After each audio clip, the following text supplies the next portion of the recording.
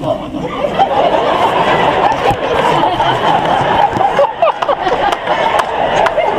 wrong with you? Take a bunch of muscle relaxers? Stand on a fault line? Where are your eyes? Look back at my skull. I can see my brain right now. It's like an episode of House. And Jay Leno is the only guy on earth who could have a bobblehead made and would bobble less than his actual head. And I said that to Jay on The Tonight Show one time. The last time. And that was one of those times Frank should have just been quiet. Jay got me back, though. He'll tell the story. During the Super Bowl a few years ago, they showed me and my wife, talked about this a little bit. Third quarter of the game, every guy I know texted me the same thing. Dude, your wife is hot. And I told that to Jay. He's like, yeah, but it's just the text your wife was getting. Hey, honey, who's that fat guy sitting next to me?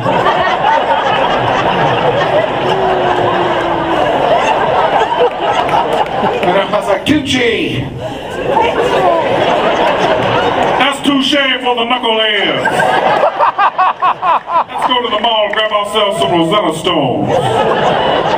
Parlez-vous Francois, knucklehead. Who else I meet? I met Dr. Phil. On purpose.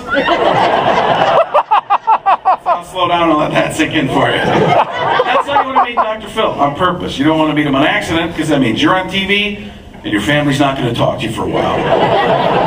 Because Dr. Phil always starts out so nice. He's very inviting. But as soon as you say you're okay, he completely changes. He's like, hey, dude, is everything okay? Can I get you water? I'm fine. All right, then, what were you thinking? What is your problem? Face gets all contorted. There's a vein popping out of his forehead. Somehow that's yelling at you, too. You're a moron. You're a vein in his forehead. How can you talk television? It's magical. When I met Dr. Phil, I wasn't on the show. I have to explain that to people. I tell people I met Dr. Phil, like, were you on the show with other people who talk to themselves? Me and Dr. Phil, Frank, you gotta stop pretending to be other people and just be yourself. Hey, I'll stop pretending to be other people as soon as you stop pretending to be a doctor. I like to take medical advice from Dr. Pepper.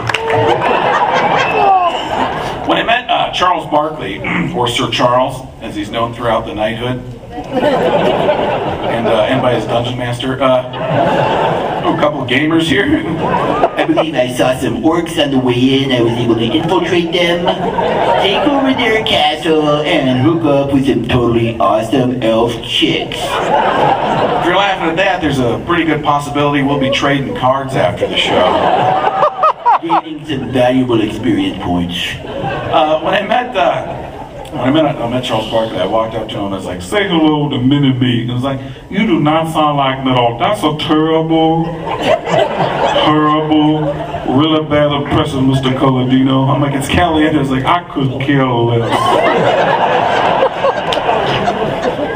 Of all the people that I met doing an impression of, he's probably had the most fun with it. Probably about 4 months ago or so, we did an event for the Phoenix Suns charities, which is a cool thing to be a part of, and all the best the Suns greats were there. Now they were basically in the audience, and I was doing a little bit on stage. So, but here's what happened. So I set it up with Barkley, with Charles, in the dressing room before the show. Like, here's what I want to do. I'm going to go up on stage. I'm going to do about 3 minutes about you. Then I'm going to do 25 minutes of other stuff. And then I'm going to come back and do a couple minutes about you at the end. That's when you come up on stage, you make fun of me, and you win the night. He's like, that sounds really, really good. I'm up on stage for a minute and a half.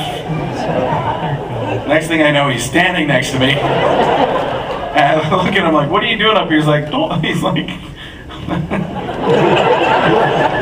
I couldn't take it anymore. Everybody told me I had to get up here and defend myself. And then he had this great line, don't you have anything better to do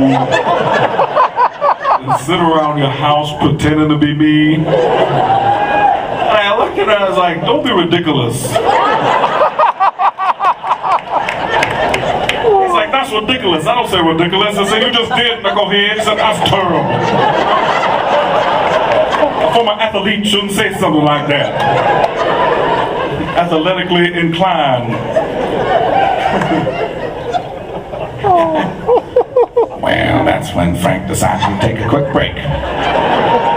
See, that's what comedians do when they're not sure what they're going to talk about next. They pretend to drink from the Dr. Pepper. You guys get very serious very fast. You guys are going to be like, what's next? What was that? Bring it up. Well, I was ready. What do you got, Sonny?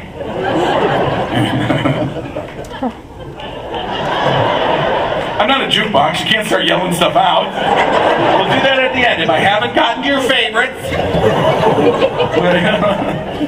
be like at the strip club. You get your own individual one at the end. Look at that look at us. I've never been to one of those.